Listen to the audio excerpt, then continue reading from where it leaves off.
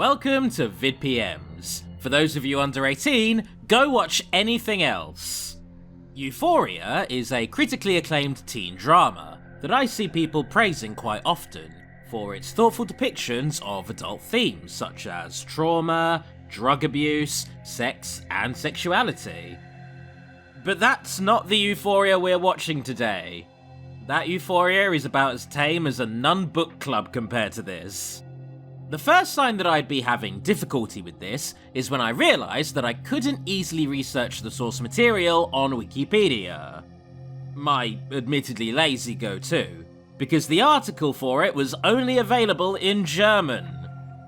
EUPHORIA ist ein pornografisches eroge Computerspiel des Entwicklers. Thankfully, the original devs, ClockUp, have a dedicated English wiki, so I was able to ascertain that the original visual novel was released in 2011, with an official English translation being released in 2015.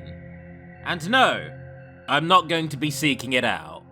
In part because the wiki doesn't clarify whether or not the entirety of this game's cast are at least 18 years old. So, I'm stuck in a limbo where I'm not sure if I can even save these episodes onto my hard drive without raising some Bobby's eyebrow. Thing is, I can tell you their individual bra size is no problem, but their ages? Whew, wow, that's personal, that must remain a mystery. Or, if you'd rather hear what I was pretending to type, this show specifically takes place in a Japanese academy, which I do believe is equivalent to a college or university. Or at least I hope so, because if so, I'm in the clear, that they're at least 18. God damn, I haven't even started this show, and I'm already sweating like Prince Andrew. And I simply, it was... Turning to Iris, my hentai consultant, I learned that the game boasted a myriad of endings, none of them being particularly bright. But since this 2011 tie-in OVA that I'm reviewing is going to be my only exposure to this series, I guess it's canon enough for me. So let's begin with episode 1 of 6. Game over となります。冗談じゃないわよ。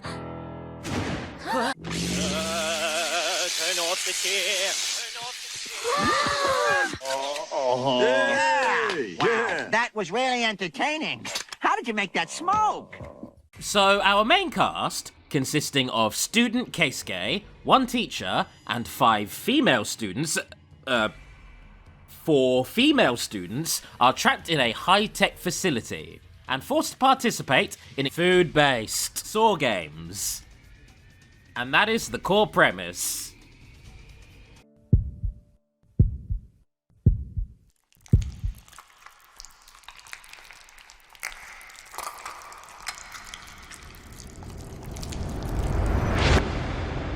Wow, never seen a transition like that before.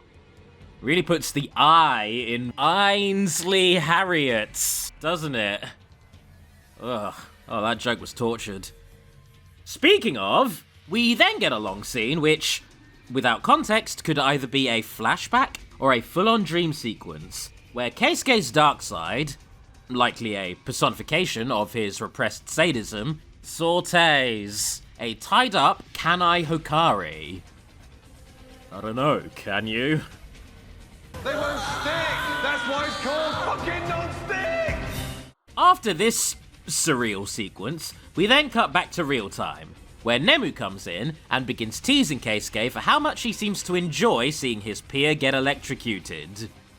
In spite of the fresh corpse not 5 feet away from them, or more likely because of it, Nemu goads Keisuke into giving her his first ever kiss. And props to the animators for the painfully realistic depiction of an awkward first kiss.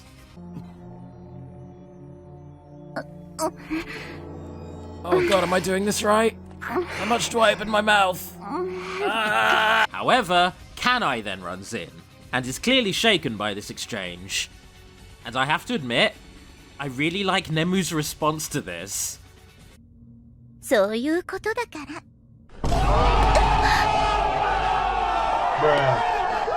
Like, this girl knows that she's in a hungry death game and gets that she probably has to get spicy with Keisuke, so she's leaning into it. To me, that just seems like a smart tactical play. Honestly, to a degree you have to respect it. 鍵穴。それは一列に並んだみんなのことなんだ。鍵穴の設定は会場者によって行われます。 Not sure how I feel about this Kingdom Hearts spin-off.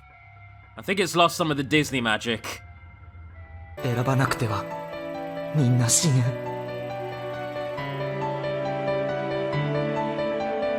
Naturally, he goes with Nemu. In fact, she pretty much tells him that she wants to go to Flavor Town with him. So they enter the first challenge together. As per the rules, she gets all harnessed up, Keiichi pulls this face, and the rest of the episode I'll leave to your imagination.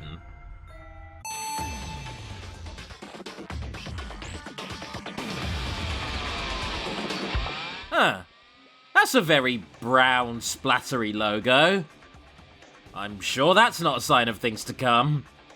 Speaking of brown, I watched this episode with Dan to see what his take on it was.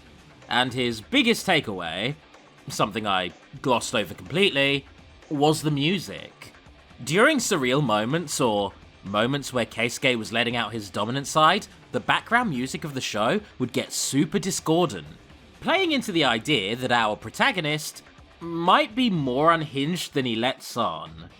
And with that nugget of insight in mind, I really hope I don't regret using the word nugget, I went solo into episode 3. Oh no, Renee! That's a shame. I mean, she didn't do or say much in the opening episode, so episode 2 must have been really rough for her.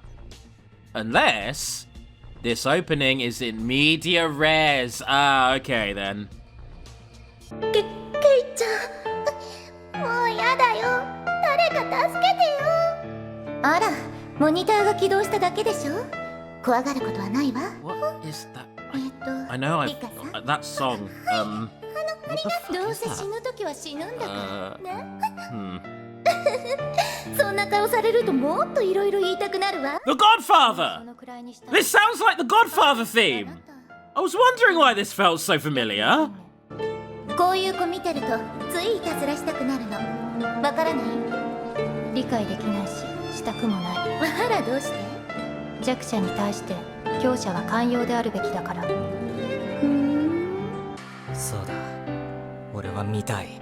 その人形のような顔が恐怖と痛みに歪むのを。Okay, so Keiichi is almost definitely the jigsaw in all of this, right?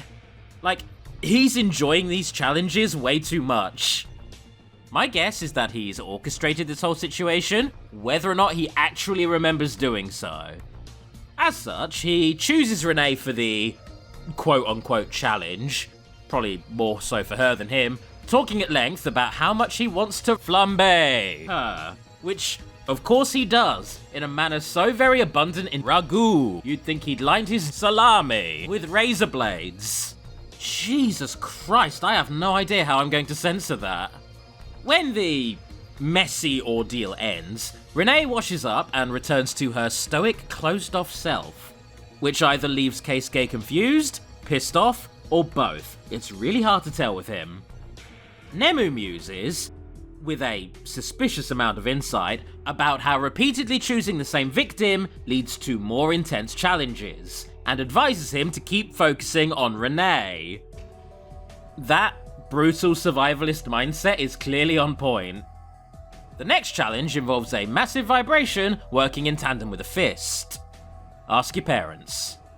Just kidding, if you're at an age where you need to consult them, you didn't heed my earlier warning. That wasn't a joke, actually go away. After some more psychoanalysis from Renee, who assures Keisuke that his proclivities are nothing to be ashamed of, and that she's actually kind of into them, we get a whole montage of things that'll warrant censored alternatives on YouTube. Noodles, fugu, blue cheese, lemonade, rambutans. I didn't even know those were a thing, and cottage cheese. And as a reward for their exploration, they get to enjoy a candlelit steak dinner with wine. Wait. For those of you who are watching on YouTube who just heard a list of food and drink, that one wasn't a euphemism.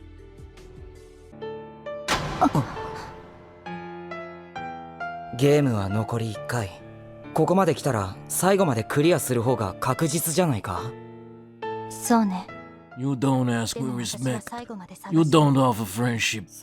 You don't even think to call me godfather. Instead, you come into my house on the day my daughter is to be married, and you ask me to do murder for money. In the end, Keisuke admits that he has real feelings for Renee, and, well, they do what they do best. But after all is said and done, Renee seems to have a breakdown, blacks out, and goes full-on sleeper agent, choking Keisuke to death.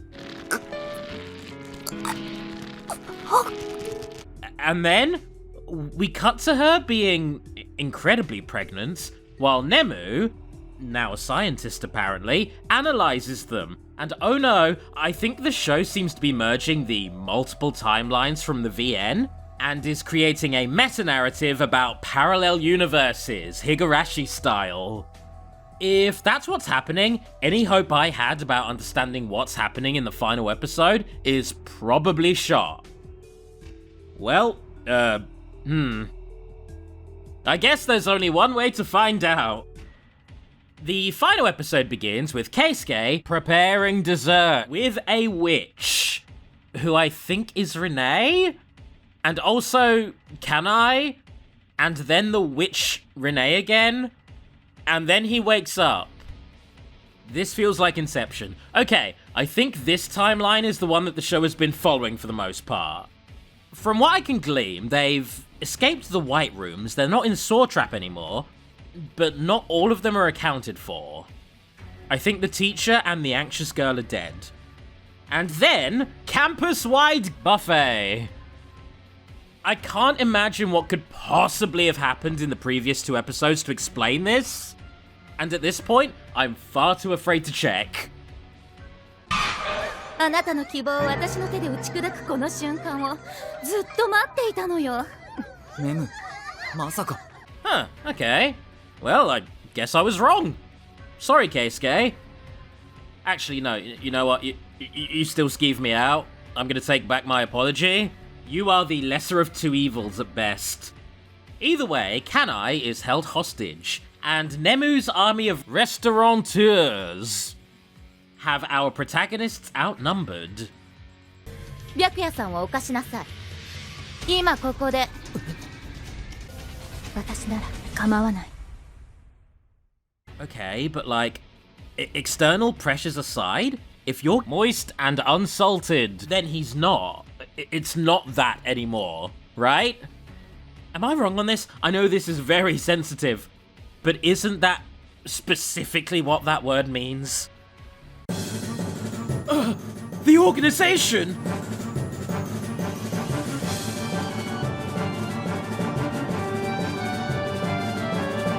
この日のために計画してきたの。学園も。いえ。この世界を解放するための決起の時は、我々はさらなる高みを目指すのです。恐れるものは何もありません。困難を通じて楽園へ。困難を通じて楽園へ。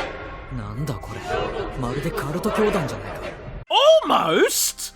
What more do you need, Keisuke? A sacrificial goat? Or a 3-day purification ritual consisting of hot iron pokers and copious amounts of deep frying? That second one was oddly specific, because that's what Nemu is put through. 高藤圭介、あなたこそ我が教祖が見出した救世主の父。Good question. So Renee then charbroils Keisuke, which 2 wrongs don't make a right, still very not okay.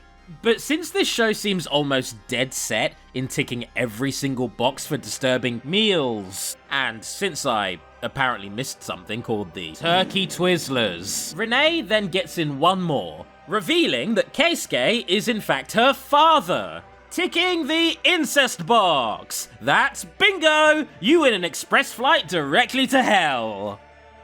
みんな狂ってやがる。いや狂ってるのは俺なのか。Both? Both is good.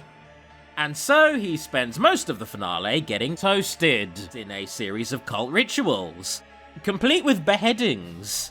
I think even Wordsworth would look at this show and be like, whoa, my guy, you need to dial it back a bit. What the hell is this? Eventually, Keisuke finds resolve to take Renee hostage, trying to get her away from all of the weird culty shit. The two of them revisit the White Rooms, which prove themselves to be nothing more than illusions. And Renee's hope of giving birth to a boy, a holy savior who would usher in Judgment Day, is shattered when she gives birth to a girl instead. 解放されたんだ。これでリンネは普通に生きていいんだ。I think we've skipped past normal, Keisuke. In fact, I think we took a one-way bullet train that left any semblance of normality in the goddamn dust. And yet somehow, they just get on with their life, raising their daughter sister like it's no big deal. But just when you think it's all over...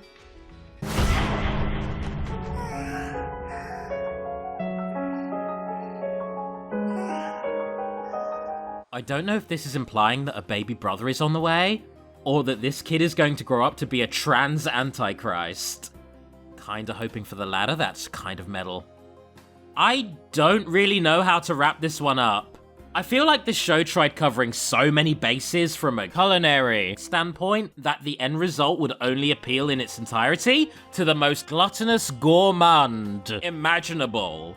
But for said gourmand, this show is probably pretty solid. I don't know. I try not to taste shame. I myself was just enamored with the bizarre twists and turns the story was taking, which apparently is much better told in the visual novel, so, yeah.